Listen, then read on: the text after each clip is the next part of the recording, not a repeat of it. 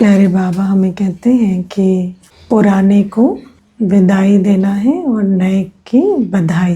तो वैसे तो नव वर्ष की मुरली है, तो किसी भी रीति से उसको ले सकते हैं कि नव वर्ष आने वाला है, तो उसके लिए भी प्रेरणाएं बाबा दे रहे हैं। और साथ में संगम युग जो है उसमें तो हर दिन पुराने को विदाई देनी है, नए की बधाई बाबा के द्वारा लेनी है या नए की बधाई मनानी है। तो उस रीति से आज की मुरली को समझेंगे। तो आज बाबा हमें पूछते हैं कि क्या पुराना छोड़ रहे हैं और क्या नया धारण कर रहे हैं, है ना, उसको चेक करो। तो सबसे पहले बाबा कहते हैं सोच या संकल्प। तो पहला अपने प्रति क्या नया संकल्प रख रहे हैं, स्व के प्रति। अगर आपको एक कौन कौन नोटबुक लेके नहीं बैठे, 2-4 जन है, ठीक है, बाकी नोटबुक लेके बैठे, ठीक है। तो जो नोटबुक नहीं लिए हैं वो संकल्पों में करेंगे, लेकिन वैसे नोटबुक में लिखेंगे। तो पहला, अगर स्व के प्रति श्रेष्ठ संकल्प लेना हो आपको, तो क्या ऐसा संकल्प है जो आपकी बुद्धि में आता है, जो बेस्ट है अपने प्रति, अपने, है ना, स्व के प्रति सर्वश्रेष्ठ संकल्प आप क्या ले सकते हैं? सोचो और लिखो। समझ में आया? जो बेस्ट थॉट आप अपने लिए क्रिएट कर सकते हैं, है ना, जो सबसे अच्छा थॉट आप अपने लिए क्रिएट कर सकते हैं, वो क्या है? दी बेस्ट, है ना, उसके ऊपर कुछ है नहीं। और एक थॉट लिखना, सभी अपना अपना उत्तर लिखो, क्योंकि क्या होता है, पूछने से ना सब एक दो का कॉपी कर लेते हैं, है ना। तो अपना चिंतन करके एक थॉट लिख लिया सबने, एक थॉट जो बेस्ट थॉट आप अपने लिए क्रिएट कर सकते हो। दूसरा, जो सर्व के प्रति, सारे विश्व के प्रति जो बेस्ट थॉट आप क्रिएट कर सकते हो, हाईएस्ट, विश्व के प्रति सर्व आत्माओं को इमर्ज करके अपने सामने जो बेस्ट थॉट आप क्रिएट कर सकते हो, उसको भी लिखो।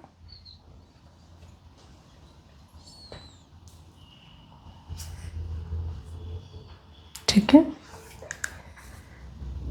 और तीसरा, जो बाबा आज कहते हैं, कौन सी वृत्ति रखना चाहते हो, है ना, कौन सी ऐसी सर्वश्रेष्ठ वृत्ति रखना चाहते हो। तो जिनको वृत्ति समझ में आती है वो लिखो कि ऐसी क्या वृत्ति रखें जिससे सबसे अच्छे वाइब्रेशन फैले। वृत्ति का इंग्लिश एटीट्यूड है ना। तो ऐसा क्या एटीट्यूड रखें, ऐसी क्या वृत्ति रखें जो सर्व के प्रति सबसे अच्छे, सारे विश्व में सबसे अच्छे वाइब्रेशन फैले। ठीक है।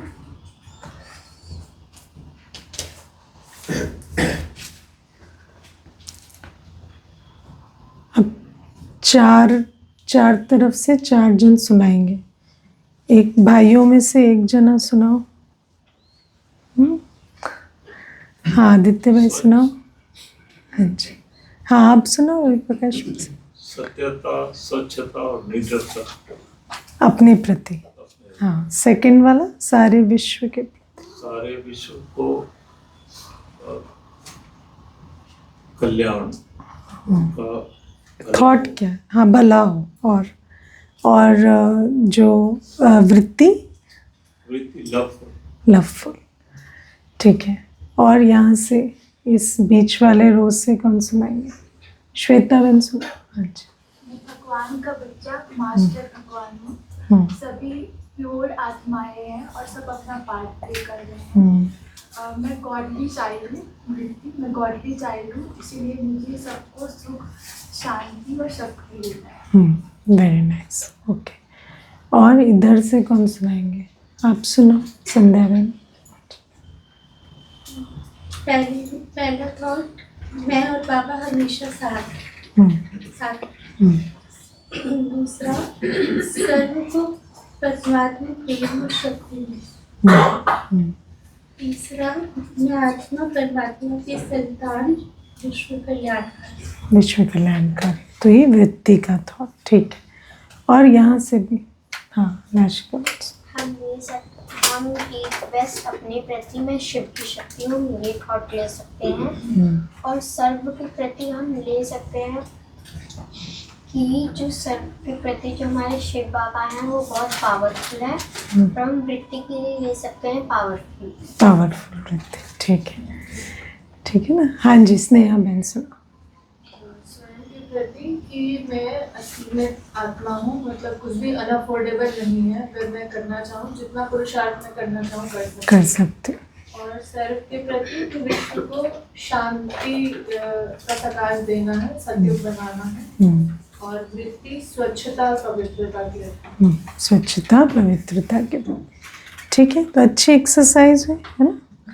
तो ऐसे एक एक खुद भी करते रहा करो, इन्हीं से फिर अपनी बुद्धि चलती है। तो फिर बाबा भी एग्जाम्पल टू अदर्स, ज्ञान में इतना आगे बढ़ेंगे, सबके लिए एग्जाम्पल बन सकते हो, ठीक है। हाँ वो भी अच्छा है। हाँ मैं निमित्त हूँ, वो वृत्ति वो थॉट हो गया। मैं निमित्त हूँ, मैं इंस्ट्रूमेंट हूँ, मुझे सब देख रहे हैं ना, मैं वर्ल्ड स्टेज पर हूँ, ठीक है। तो ये बाबा हमें कहते हैं कि नए संकल्पों को अभी क्रिएट करना है, उन संकल्पों में स्थित होना है। विश्व के प्रति भी ऐसे श्रेष्ठ संकल्प सर्वात्माओं के प्रति चले, और वृत्ति भी ऐसी रहे जिससे वायुमंडल बदले। थोड़ा सा वृत्ति को समझेंगे। वृत्त किसको बोलते हैं हिंदी में? सर्कल को। देखो ये बहुत इंटरेस्टिंग है। बहुत सारे ऐसे शब्द होते हैं जिनका जब इंग्लिश ट्रांसलेशन होता है तो उनका मतलब बदल जाता है। लेकिन अगर आप वृत्त को देखें तो वृत्त इज सर्कल, वृत्ति इज एटीट्यूड, ठीक है। एटमॉस्फियर वर्ड देखेंगे तो स्फीयर इज सर्कल, ठीक है। तो एटमॉस्फियर माना आत्मा का स्फीयर। आप जहाँ बैठे हैं उसके चारों तरफ आप जो क्रिएट कर रहे हैं वो आपका एटमॉस्फियर है, ठीक है।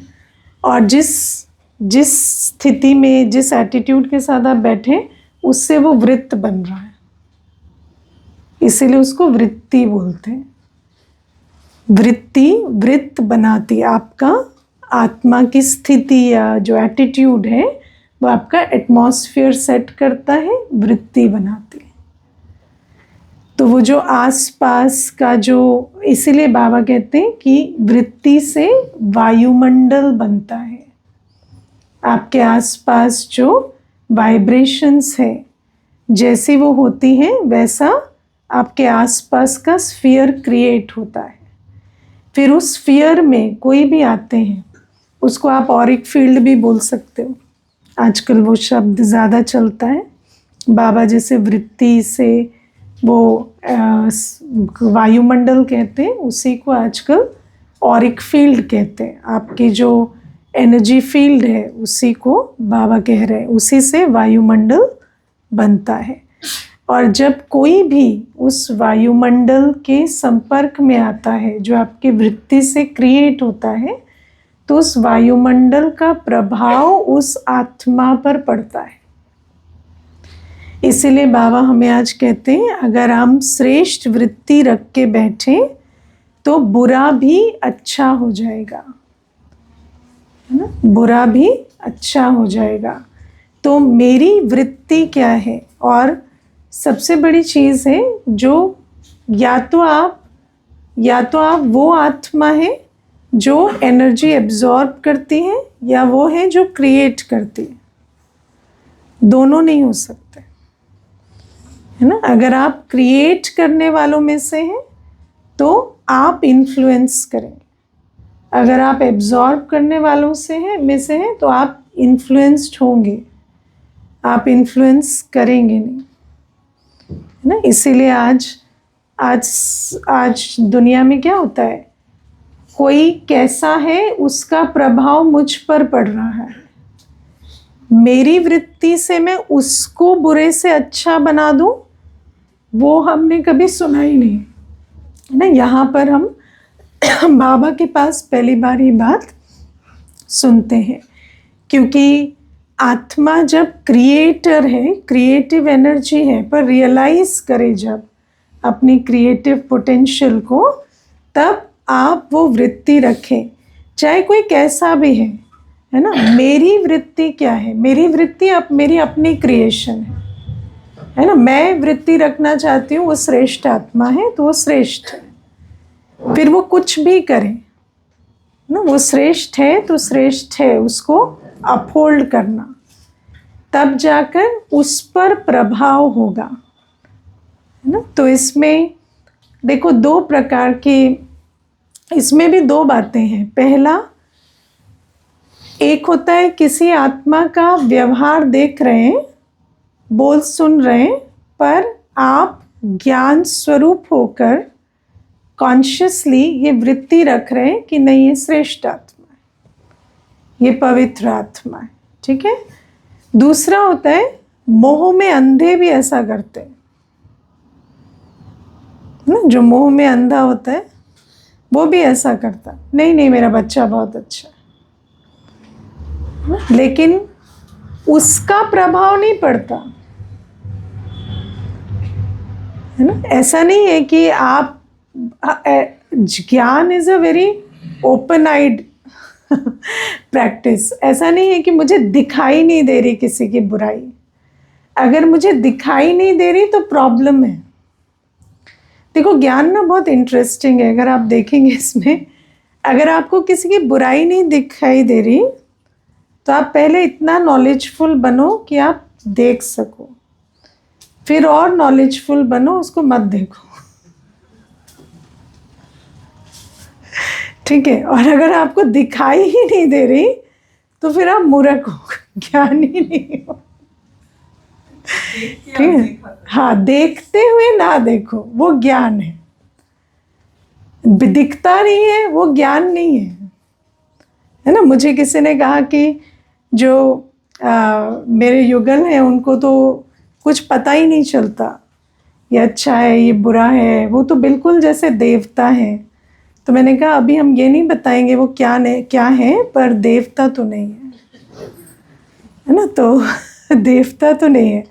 तो ये जो देख कर, जैसे कोई अगर कहता है मुझे दुख फील नहीं होता, तो हम कहेंगे पहले फील करो, फिर उसके बाद मत फील करो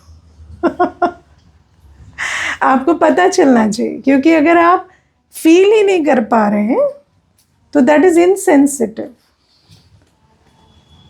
पर अगर आप फील कर और फिर चॉइस ले रहे हैं कि मैं फील ना करूं, तो दैट इज सेंसिबल। समझ आया? तो ज्ञान थोड़ा टेढ़ी खीर है ना। कोई कहे कि मुझे किसी का खून होता है, किसी की अब्यूज़ की वीडियो में देख रहा हूँ, मुझे फील नहीं हो रहा, तो नहीं, दैट इज़ नॉट गुड। तो फिर आप तो कल कुछ भी करेंगे तो ये ठीक नहीं है।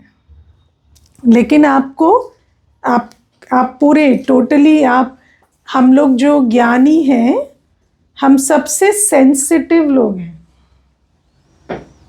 है ना, क्योंकि हम तो उसको भी फील करते हैं ना जो दिखाई नहीं देता आप बाबा को फील कर रहे हैं जो दिखाई नहीं देता, जो 5 इंद्रियों से परे है, तो you have to be highly sensitive for that. लेकिन आपकी अंदर इतनी बुद्धि है, इतनी अकल है कि आपको समझ में आता है किस चीज़ को फील करना है, किसको नहीं करना। तो ज्ञानी और मूर्ख में क्या अंतर होता है, उसको समझ के चलना है ना। कई बार मनुष्य ऐसा, क्योंकि अगर आप क्लासिफिकेशन देखेंगे ना, सतो प्रधान, रजो प्रधान, तमो प्रधान, तो तमो प्रधान और सतो प्रधान का जो अपेरेंट, जो ऊपर से दिखने वाले ट्रेट्स होते हैं, वो बहुत सिमिलर होते हैं।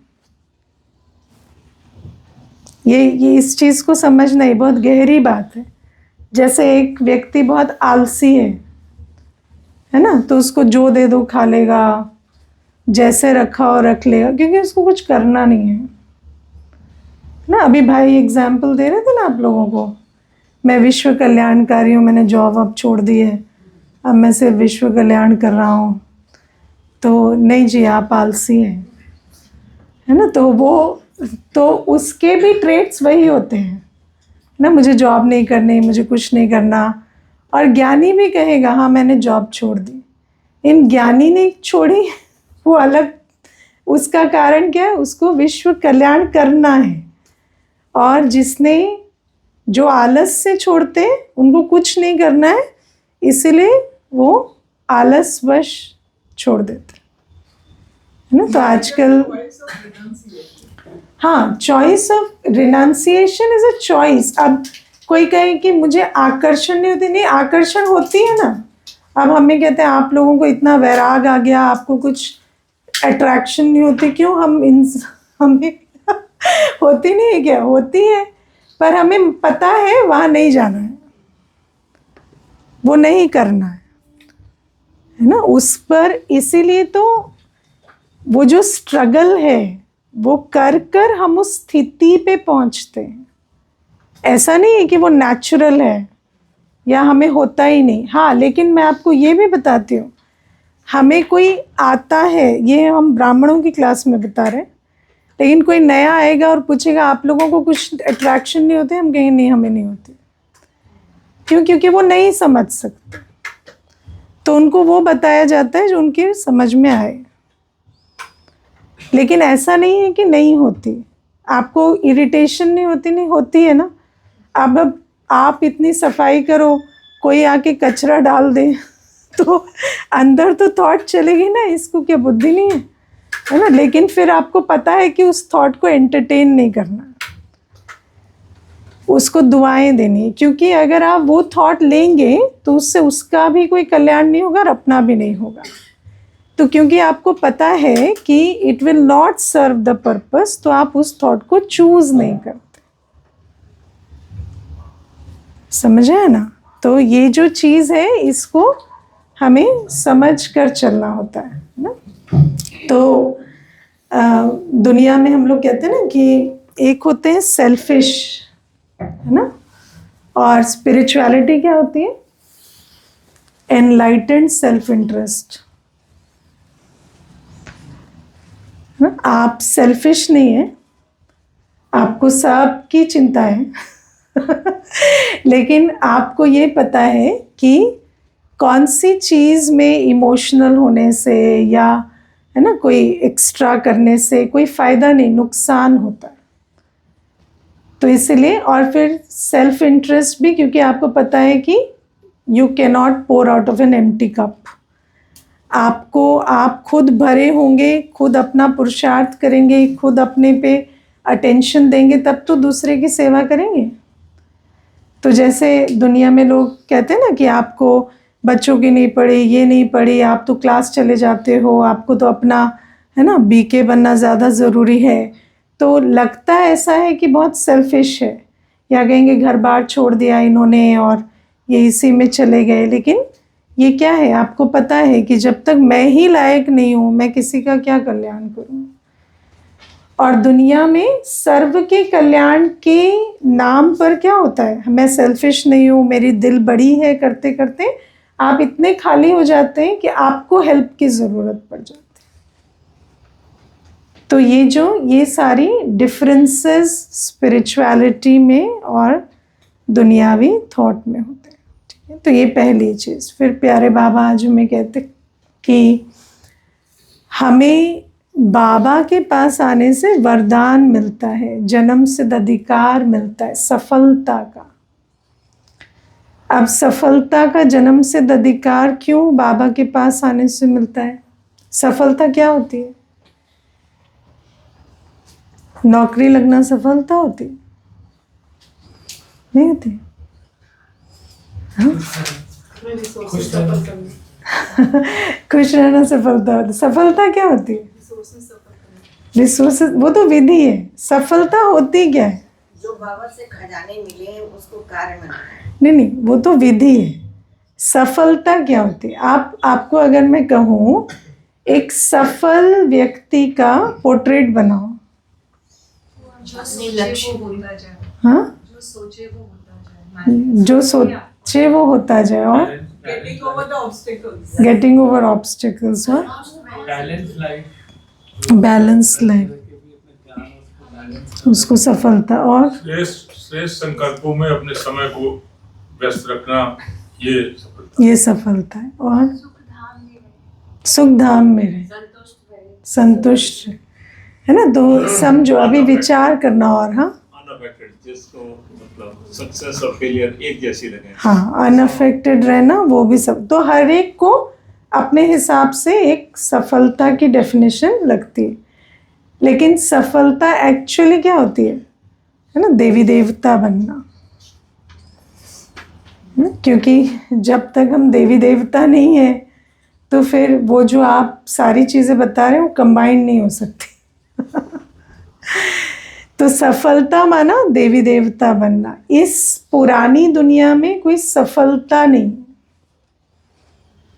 इस पुरानी दुनिया में कोई सफलता नहीं है। क्योंकि अभी अभी ऐसा लगेगा कि ये सक्सेस मिली, फिर नेक्स्ट मोमेंट लगेगा फेलियर हुई, है ना। और एक और सफलता को अगर आप दूसरे की दृष्टि से नाप रहे हैं तो वो तो बहुत ही बेस डेफिनेशन ऑफ सफलता है ना। मुझे याद है हम जब यूनिवर्सिटी में पढ़ते थे तो उस समय पर हमारे एक टीचर होते थे, तो उन्होंने ना ऐसे यही क्वेश्चन पूछा था। तब हम तो ज्ञान में भी नहीं थे। तो किसी ने कहा कि मेरी पिछले हफ्ते शादी हो गई तो मेरे लिए सफलता है। तो उन्होंने ना बहुत उसको इंसल्ट किया, लेकिन उस पर बहुत डिबेट हुई हमारे क्लास में। और हमने फिर उनको बोला कि आप नहीं डिसाइड कर सकते किसके लिए क्या सफलता है। और उन्होंने बाद में रिटन में सॉरी मांगी। तो मैं ये आपको यूनिवर्सिटी की बात बता रही हूँ, है ना। क्योंकि ये जो चीज़ें हैं ये आजकल दुनिया में बहुत है ना, क्योंकि हर एक का इंडिविजुअल समझ और उसको आप रबिश नहीं कर सकते। लेकिन बाबा हमें कहते हैं कि अगर सब कुछ चाहिए, सफलता क्या होती है? तन मन धन संबंध सबका सुख। क्योंकि जब तक सब कुछ नहीं है तो उसको सफलता नहीं कह सकते। कुछ अल्पकाल के लिए तो होता है, तब खुशी होती है, फिर वो अप्राप्ति में बदल जाती है तो दुख होता है। और यूजुअली जिस चीज़ को आज आप सेलिब्रेट करते हैं, कुछ दिनों के बाद आप उसी का रोना रोते हैं इस विनाशी दुनिया में। इसीलिए तो बाबा हमें कहते हैं ना कि बाबा भी कहते हैं, और ये शास्त्रों में भी है, हर जगह है, मान अपमान हानि लाभ निंदा स्तुति यश अपयश जय पराजय जीवन मृत्यु सुख दुख सर्दी गर्मी से परे जाओ। क्योंकि अगर आप एक में फंसेंगे तो दूसरा आपको दुख देगा, है ना। सुख होगा तो दुख भी होगा, मान होगा तो अपमान भी होगा। लेकिन वो जो ये जो अवस्था है ये होती कहाँ है? राधिका ऊपर बैठो। हाँ। तो कोई नहीं, बैठने दो फिर। तो ये जो सारी चीज़ें हैं ये ऐसी ना हो, ये कब होता है? स्वर्ग में, है ना। कि आपको सुख दुख मान अपमान हानि लाभ से फर्क ना पड़े। और वो क्यों होता है? क्योंकि आत्मा संपूर्ण होती है, फुल होती है। तो सफलता माना सतयुगी बनना। और बाबा हमें कहते हैं सफलता हमारा जन्म सिद्ध अधिकार है। क्योंकि जब हम बाबा के बनते हैं, ईश्वरीय जन्म होता है, तभी हम सफल बन सकते हैं। देवी देवता बनने की बात हमारी बुद्धि में भी आती है, क्योंकि उससे पहले तो कभी सुना ही नहीं ना कि मनुष्य से देवता बने या सब कुछ हो। आपने कभी सुना था कि दुनिया में कभी ऐसा समय या पॉसिबिलिटी है कि तन मन धन संबंध सब हो, है ना? सारे जो जितने रोमांटिक पोएम्स और फिलोसोफर्स की बातें हैं वो किसको ग्लोरीफाई करते हैं? इस चीज़ को कि आपको पूरा आसमान नहीं मिल सकता, है ना? किसी को मुकम्मल जहां नहीं मिलता, है ना? क्या कहीं ज़मीं कहीं आसमान नहीं मिलता। तो इसको हम ग्लोरीफाई करते हैं। या अगर आप इंग्लिश में सुनेंगे तो कहते हैं in pursuit of happiness, in attainment of happiness कभी नहीं कहते, क्योंकि हम ऐसा मानते हैं कलयुग में कि happiness is only pursued, never attained, या मुकम्मल जहाँ नहीं मिलता। लेकिन जब बाबा आते हैं तो बाबा हमें समझाते हैं कि हम बच्चे अगर पुरुषार्थ करें तो हम ऐसी दुनिया में जा सकते हैं जहाँ तन मन धन संबंध सबका सुख है, सब कुछ वहाँ प्राप्त है। सत्युग की डेफिनेशन क्या है?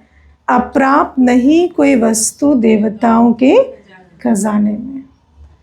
तो ये बाबा हमें कहते हैं, इसीलिए बाबा कहते हैं सफलता तुम्हारा जन्म ईश्वरीय जन्म सिद्ध अधिकार है। और फिर प्यारे बाबा हमें कहते हैं कि सफलता प्राप्त करने की विधि है सफल करो। इस समय जो भी तुम्हारे पास है उसको ईश्वरीय कार्य में लगाओ। आज बाबा ने 5 चीज़ें कही। क्या क्या? समय, श्वास, संकल्प, गुण और शक्तियाँ। ये 5 चीज़ों को 100% विश्व कल्याण के कार्य में लगाओ, है ना? अब बाबा कहते हैं समय को सफल करो।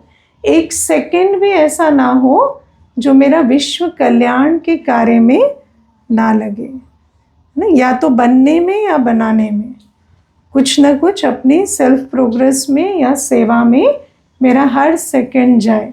कौन है जो कहते हैं मेरा 1 भी सेकंड वेस्ट नहीं जाता?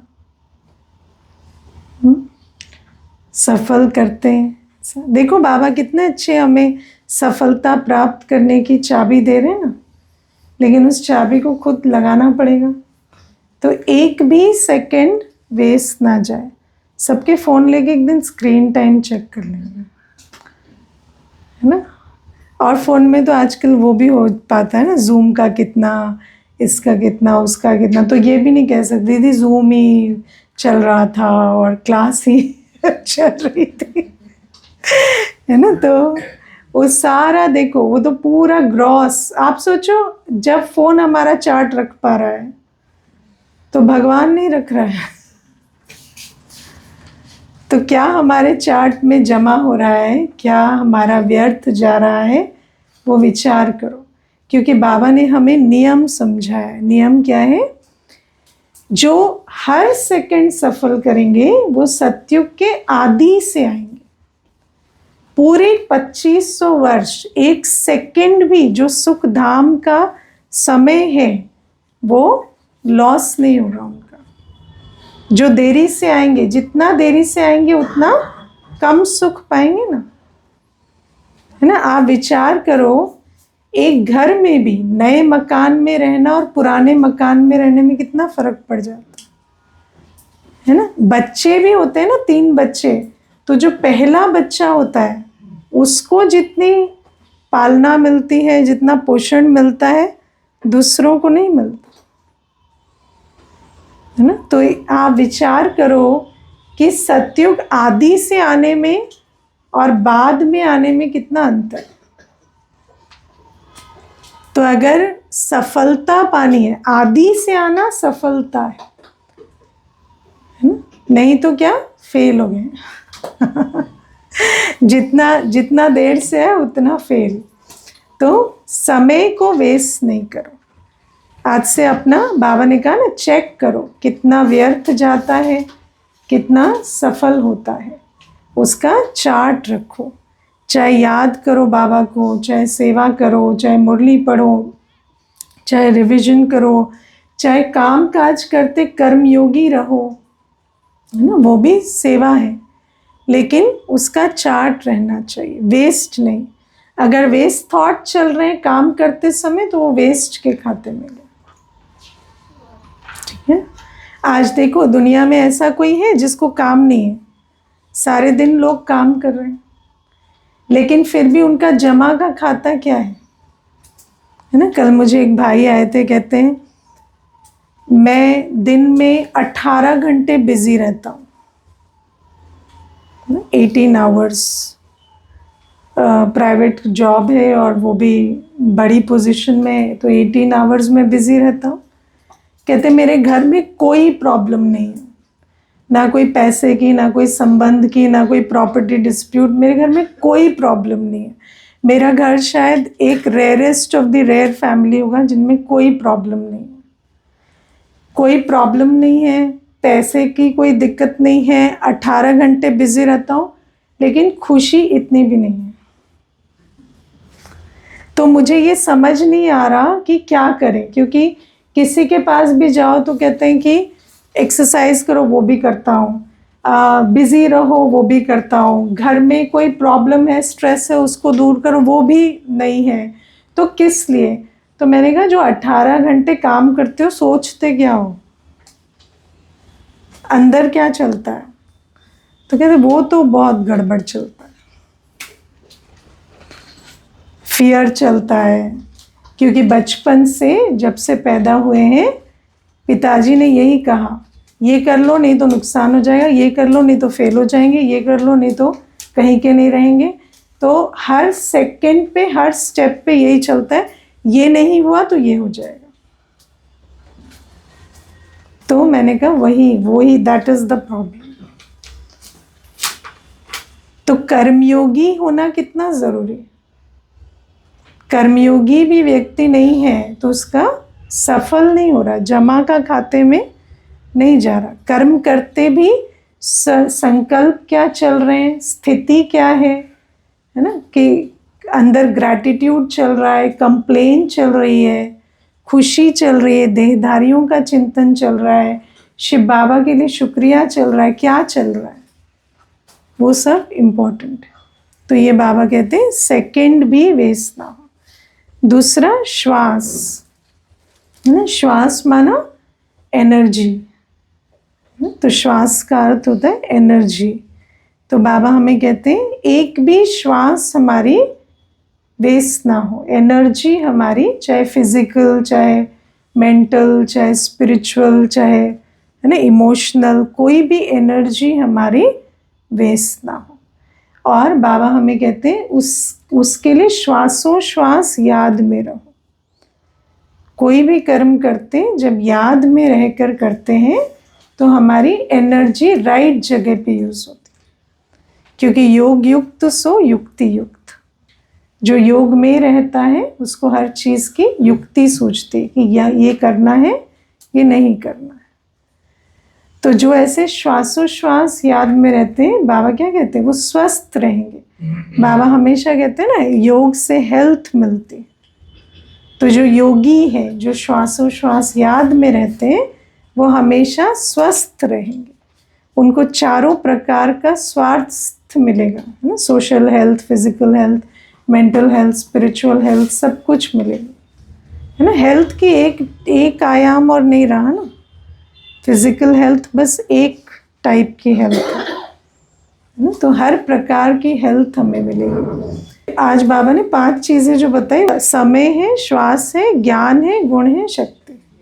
ठीक है ना। तो ज्ञान जो है, बाबा कहते हैं जो ज्ञान स्वरूप होकर हर कर्म करेंगे उनको कभी वजीर की आवश्यकता नहीं पड़ेगी, उनको कभी किसी से पूछने की, किसी से कंसल्ट करने की ज़रूरत नहीं पड़ेगी, सतयुग में और अभी भी।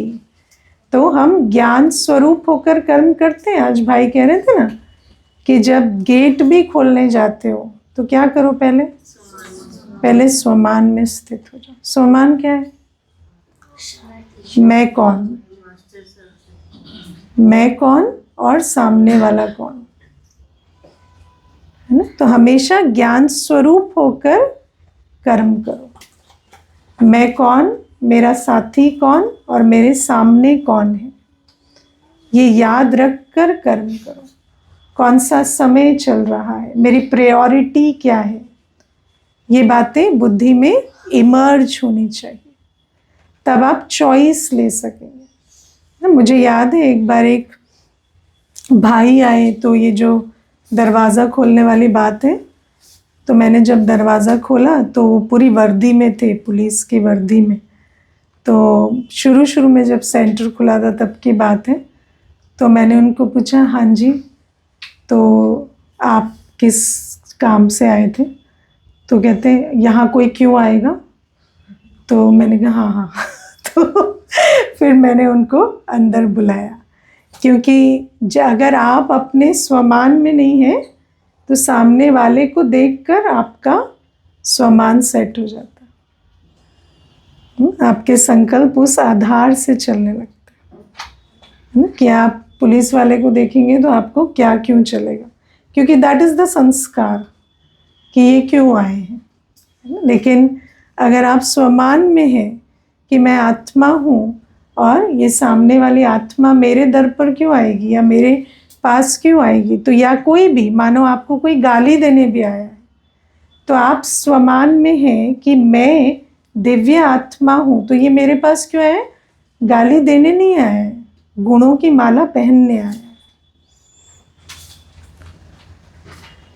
तो ये ज्ञान स्वरूप होकर जो कर्म करते हैं उनकी इतनी कमाई होती है, उनके बुद्धि का ताला इतना खुलता है, क्योंकि ये जो दुआएं होती हैं, एक्यूरेट कर्मों का जो खाता होता है, उससे जो कमाई होती है, उससे उनको ऐसी अवस्था बनती है जो उनको किसी से कंसल्टेशन की ज़रूरत नहीं पड़ेगी। फिर प्यारे बाबा हमें कहते हैं शक्तियाँ, जो शक्ति स्वरूप होकर चलते हैं। शक्ति स्वरूप होकर चलते हैं या शक्ति को अवॉइड करते हैं? सुबह सुबह क्या सोचते हो?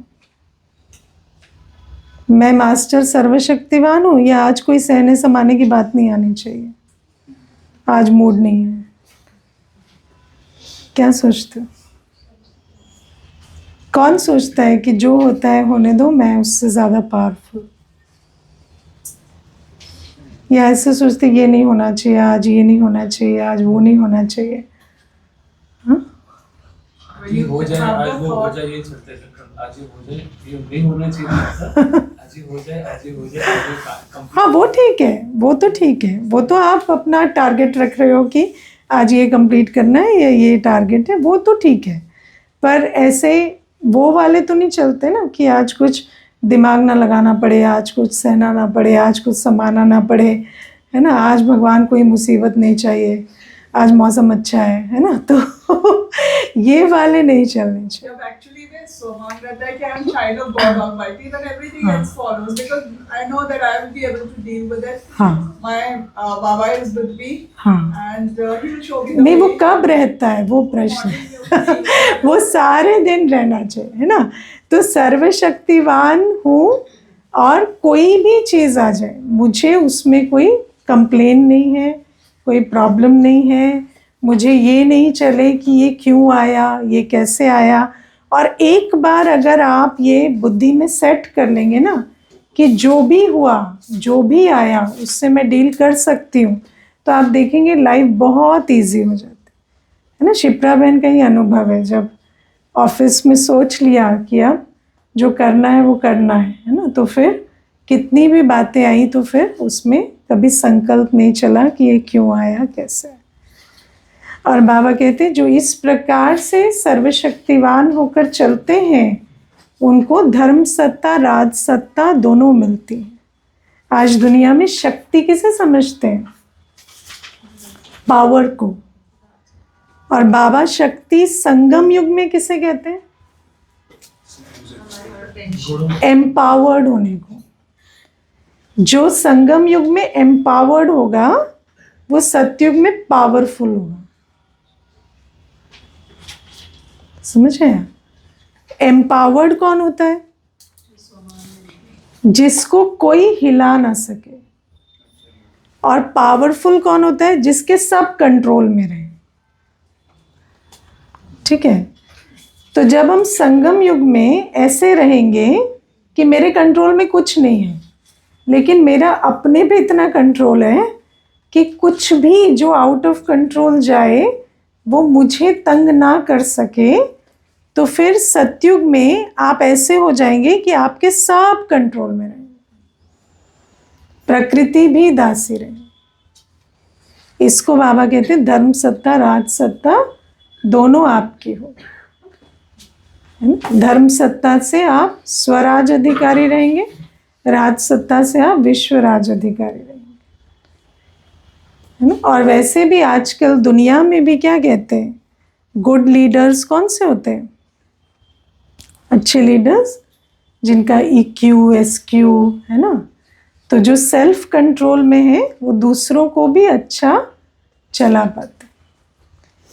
तो being empowered is being powerful, क्योंकि लॉ यही कहता है अगर कोई आपको तंग कर सकता है तो आप उसे कंट्रोल नहीं कर सकते। Immovable and unshakable. हाँ, immovable and unshakable in all circumstances। ठीक है ना। तो इसीलिए आज बाबा ने कहा ना, नो कंप्लेन, मुझे कोई प्रॉब्लम नहीं। आपके मुख से कभी कंप्लेंट नहीं आनी चाहिए।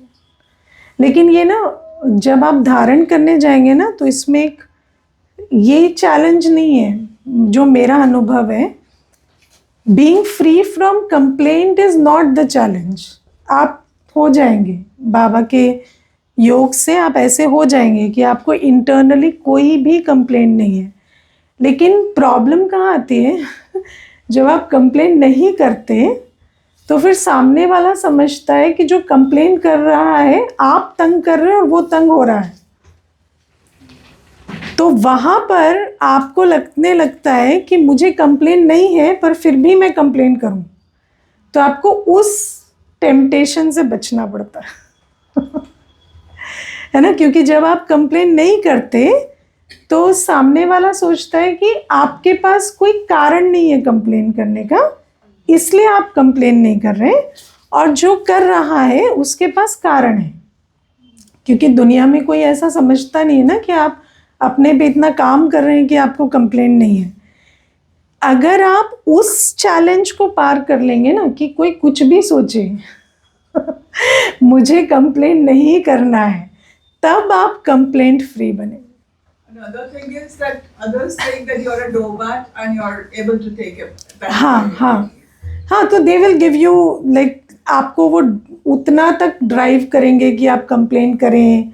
फिर आपको बार बार ये कहा जाएगा कि आपके सर्कमस्टांसेस बहुत अच्छे हैं इसीलिए आप कंप्लेन नहीं कर रहे हैं, मेरे सर्कमस्टांसेस ऐसे हैं इसीलिए मैं कंप्लेन कर रहा हूँ। तो वो सारी माया है, उसमें आपको फिर हिलना डुलना नहीं होता। फिर आपको समझना होता है कि ये मुझे मेरे सतयुगी पद के लिए करना है ना। और मेरे तो लाइफ का स्लोगन है, I am not a victim. चाहे कुछ भी हो जाए, I will not play the victim. कि मेरे साथ ये हुआ, ये भाषा मैं नहीं बोलूँगी।